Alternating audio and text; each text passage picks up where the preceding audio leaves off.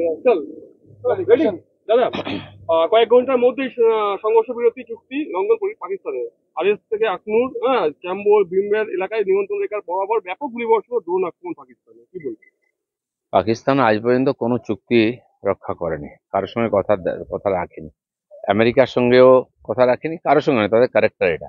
ভারতও জানে ভালো করে এটা, যেন ভারত এরকম নয় যে যুদ্ধ বিরতি ঘোষণা করে সেনা ফেনা গুটিয়ে নিয়ে চলে এসে, এরকম নয়। তারা যেটা চাইবে সেটাই হবে এবং যোগ্য উত্তর হবে। পাকিস্তানকে সরাসরি সমর্থন চীনে। চীন তো প্রথম থেকেই পাকিস্তানের সঙ্গে আছে, আমরা জানি। আর বহু ধরনের কথাবার্তা উঠছে যে এই যুদ্ধের পিছনে চীনেরও মদত আছে, কারণ যুদ্ধটা তো আর্থিক। চীন থেকে যে বড় বড় কোম্পানিগুলো ভারতবর্ষে চলে আসছে, তো এখানে যদি ডিস্টার্ব করা যায় তাহলে সেটা হবে না। সেই জন্য অনেকে বলছেন চীন পেছনে হাত আছে, তারাই যুদ্ধ বাদিয়েছে, তারাই থামাতে চাইছে তাদের আর্থিক সুবিধার জন্য।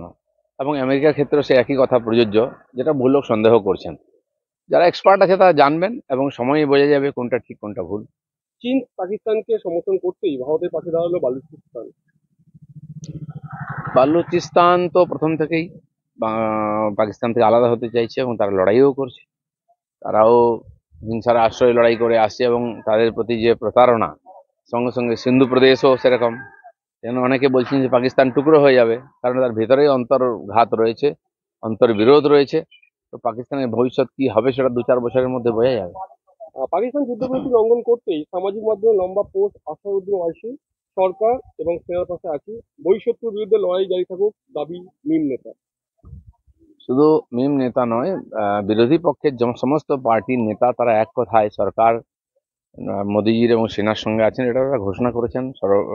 সব দলীয় বৈঠকেও হয়েছে, আলাদা আলাদা করে সবাই পোস্টও করছেন। যেন ভারতবর্ষ আজকে সমস্ত জনতা এই যুদ্ধে পাকিস্তানের বিরুদ্ধে আছে, সরকারের পক্ষে আছে। এখন দেখা যাক আগামী দিনে কি হয় প্রস্তুতি।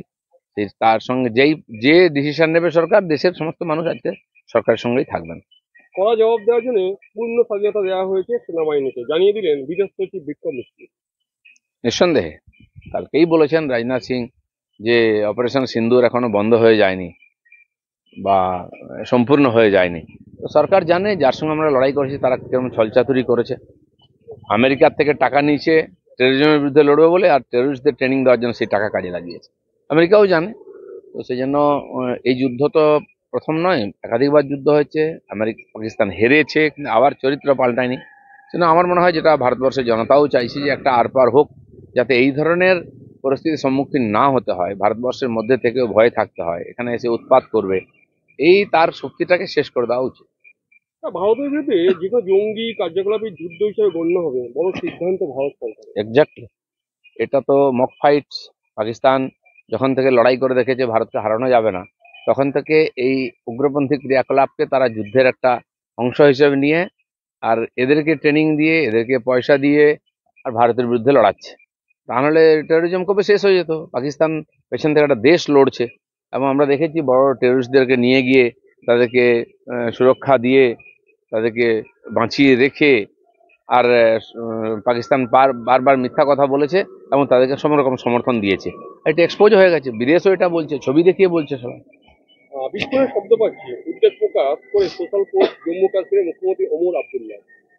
হ্যাঁ, কালকে তো গুলিগোলা বা ড্রোন আক্রমণ হয়েছে, মিসাইল আক্রমণ হয়েছে এবং সেনা সফলতার সঙ্গে তার প্রতিরোধ করেছে, আমরা জানি। আর আগে তো সারা বছর ধরে ওই কাশ্মীর বর্ডারেতে গুলিগোলা চলতো, সেল ফাটতো, কয়েক বছর ধরে সেটা বন্ধ হয়ে গেছে। আবার সেই অভ্যাসটা ফিরিয়ে এনেছে পাকিস্তান। তো তাকে কি করে শান্ত করতো সেটা আমাদের সেনাও জানে।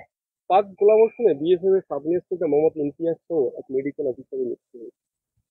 এ ধরনের জীবনহানি সারা বছর হতো, এটা বন্ধ হয়েছে। কিন্তু এই যুদ্ধকে কেন্দ্র করে পাকিস্তান সোজাসুজি লড়াইতে আমাদের সঙ্গে পারছে না, তাই সাধারণ নাগরিক বা ওখানকার যারা সুরক্ষা কর্মী আছেন তাদেরকে বারবার অ্যাটাক করছে।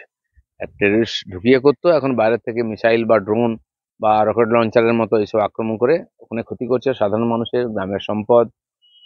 গুরুদুয়ারা ভেঙে দিয়েছে। তো এই পর্যন্ত তাদের সীমা। এমনকি দিল্লিকেও টার্গেট করে ওখান থেকে মিসাইল ছোঁড়া হয়েছিল, সেটাও। আর চণ্ডীগড়েতে, হরিয়ানাতে নামিয়ে দিয়েছে আমাদের সেনা। ওদের ক্ষমতা আমরা জানি, কিন্তু অভ্যাস তার সহজে পাল্টায় না।